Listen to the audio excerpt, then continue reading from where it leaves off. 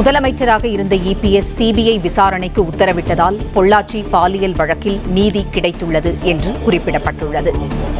பொள்ளாச்சி பாலியல் வழக்கில் கைது செய்யப்பட்ட 9 பேருக்கும் சாகும் வரை ஆயுள் தண்டனை விதிக்கப்பட்டதற்கு அதிமுக வரவேற்பு தெரிவித்துள்ளது.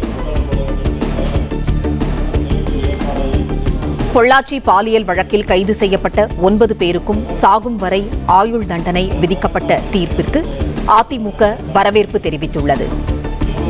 செய்தியாளர் ராஜ்குமார் இணைப்பில் இருக்கிறார். ராஜ்குமார், வணக்கம். கூடுதல் விவரங்கள் என்ன, சொல்லுங்கள். பொள்ளாச்சி பாலியல் வன்கொடுமை வழக்கில் தொடர்புடைய 9 குற்றவாளிகளுக்கும் சாகும் வரை ஆயுள் வழங்கப்பட்டிருக்கின்றது.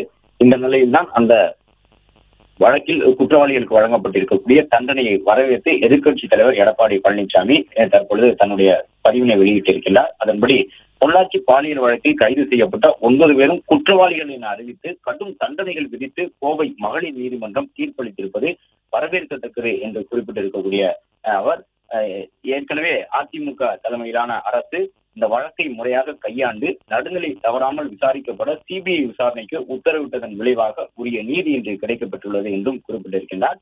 திமுகவை போன்று அரசியலுக்காக அவதூறுகளை அள்ளி தெளிக்கக்கூடிய அற்ப புத்தி தங்களுக்கு இல்லை எனவும், எங்களுக்கு மடியில் கனமில்லை, வழியில் பயமில்லை என்பதால் இந்த வழக்கை சிபிஐக்கு மாற்றினோம் என்றும் குறிப்பிட்டிருக்கின்றார்.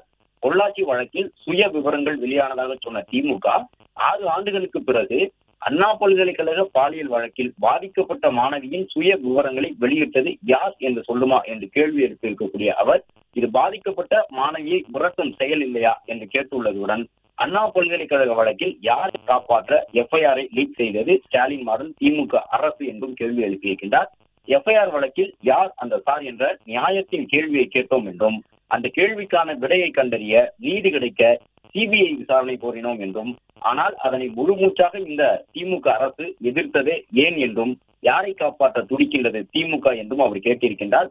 மேலும் கள்ளக்குறிச்சி கள்ளச்சாராய மரண வழக்கில் சிபிஐ விசாரணைக்கு எதிராக நீதிமன்றம் சென்றது ஏன் என்று திமுகவை நோக்கியும், நீதி கிடைப்பதில் இவர்களுக்கு என்ன பயம் என்றும் குறிப்பிட்டிருக்கின்றார்.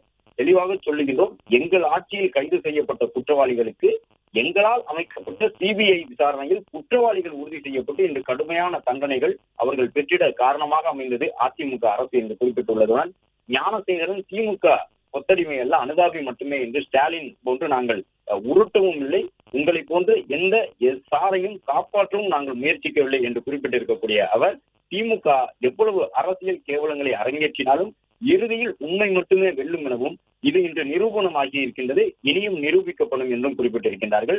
2026 எடப்பாடி பழனிசாமி தலைமையிலான ஆட்சி அமைந்ததும் யார் அந்த சார் போன்ற கேள்விகளுக்கான பதிலும் உரிய நீதியும் நிச்சயம் கிடைக்கும் என்றும் குறிப்பிட்டிருக்கின்றார்கள். அதிமுக தரப்பில் இந்த பொள்ளாச்சி பாலியல் வன்கொடுமை வழக்கில் கைது செய்யப்பட்ட 9 பேரும் குற்றவாளிகள் என்று அறிவிக்கப்பட்டதுடன் அவர்களுக்கு கடும் தண்டனைகள் விதிக்கப்பட்டுள்ளதற்கு வரவேற்பும் தெரிவித்திருக்கின்றார்கள்.